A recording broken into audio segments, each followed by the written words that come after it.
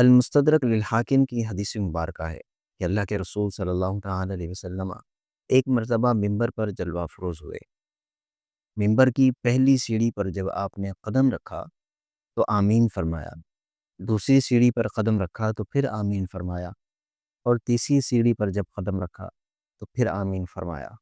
صحابہ کرام اس منظر کو دیکھ کر حیران و پریشان تھے کہ یہ کیا ماجرا ہے۔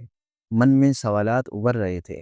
حضور اکرم صلی اللہ تعالیٰ علیہ وسلم جب خطبے سے فارغ ہوئے تو صحابہ کرام نے عرض کیا کہ حضور، آج ہم نے ایسی بات سنی ہے کہ جو اس سے پہلے کبھی نہیں سنی۔ تو حضور اکرم صلی اللہ تعالیٰ علیہ وسلم نے فرمایا، اس وقت میرے سامنے جبریل علیہ السلام آئے تھے۔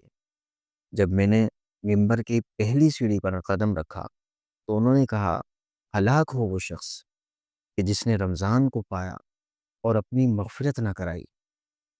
تو میں نے کہا آمین۔ جب میں نے دوسری سیڑھی پر قدم رکھا تو جبریل علیہ السلام نے کہا کہ ہلاک ہو وہ شخص کہ جس کے سامنے آپ کا ذکر ہو اور وہ درود نہ بھیجے۔ تو میں نے کہا آمین۔ جب تیسری سیڑھی پر میں نے قدم رکھا تو جبریل علیہ السلام نے کہا کہ ہلاک ہو وہ شخص کہ جس کی زندگی میں اس کے ماں باپ بڑھاپے کو پہنچ جائے اور وہ ان کی خدمت کر کے جنت کو حاصل نہ کر لے۔ تو میں نے کہا آمین۔ اللہ تبارک و تعالی ان تینوں چیزوں سے بچنے کی ہمیں توفیق عطا فرمائے تاکہ دنیا و آخرت کی ہلاکت سے ہم بچ سکیں۔ اللہ رب العزت عمل کی توفیق عطا فرمائے۔